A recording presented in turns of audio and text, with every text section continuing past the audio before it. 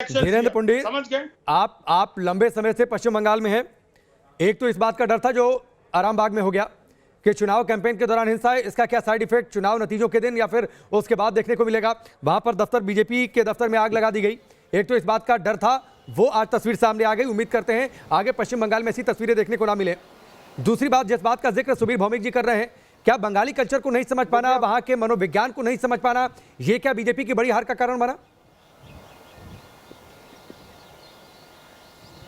देखिए, ऐसा नहीं है। मुझे लगता है कि सुबीर सर का बहुत अनुभव है, तो उन्होंने बंगाल में रहते भी हैं और बंगाल समझते हैं। नॉर्थ ईस्ट के बहुत एक्सपर्ट्स हैं, लेकिन हम लोग जो बाहर से आए हुए हैं उन लोगों की नज़र में मुझे लगता है कि ऐसा होना तो फिर ये बिल्कुल अलग हो जाना है कि एक ऐसा कि बाकी वो मुजफ्फरनगर जाकर समझ सकते हैं लेकिन बाहर आकर बंगाल कोई नहीं समझ सकता। मुझे लगता है ऐसा नहीं हुआ होगा। जो इमोटिव इश्यूज़ हैं उनको जिस तरह प्ले किया गया, जिस तरह रीजनलिज्म का जो थॉट था उस पर इमोशन रखे गए, उसके सहारे ममता बनर्जी जीती हैं। रही बात हिंसा की, तो हिंसा के आरोप किस पर लगते रहे हैं ये थोड़ी देर बाद साफ हो ही जाएगा। क्योंकि अगर बीजेपी का दफ्तर जलाया है तो उसमें अगर वो बीजेपी वालों ने ही जला दिया तो फिर ये भी कहानी, चूंकि ममता बनर्जी की पुलिस को ही उसको लेना होगा, उनके पास एडमिनिस्ट्रेशन है। और अब चुनाव आयोग की इसके बाद जैसे ही वो शपथ ले लेंगी तो उसके बाद चुनाव आयोग का ये जैसे ही रिजल्ट अनाउंस हो जाता है तो उसके बाद फिर सरकार के पास वो तमाम अधिकारी आ जाएंगे। लिहाजा ये भी अगर कोई षड्यंत्र होगा तो बहुत सामने आ जाएगा। क्योंकि लगातार इस पूरी हिंसा में कितने लोग टीएमसी के ऊपर आरोप लगे, मुझे लगता है कि वो सब रिकॉर्ड में होंगे, उन्हीं की पुलिस के रिकॉर्ड में होंगे। तो ये हिंसा यहाँ का कोई ये बाहर से लाकर लगाया गया आरोप नहीं, यहाँ चुनावी हिंसा का बाकायदा रिकॉर्ड है।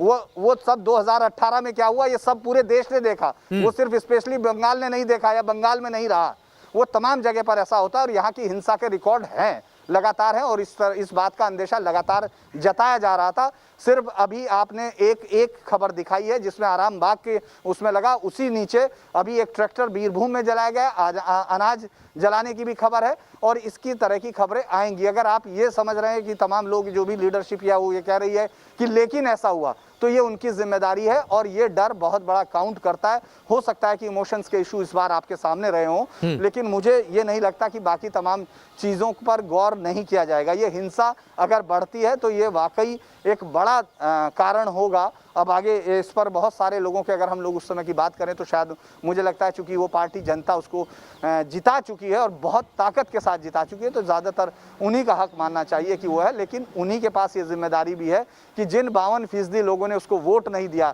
अभी तक सिर्फ 48% वोट उनके पास है, 52% वोट उसके अगेंस्ट भी है। जिस तरह की बातचीत अगर इस्तेमाल की जाती है तो वो लोग 52% लोगों की सुरक्षा के जिम्मेदार वही लोग हैं जिन्होंने 48% वोट हासिल किया और राज्य की सत्ता हासिल की। उसमें कोई लेकिन का शब्द इस्तेमाल नहीं हो सकता, किसी भी कीमत पर नहीं हो सकता।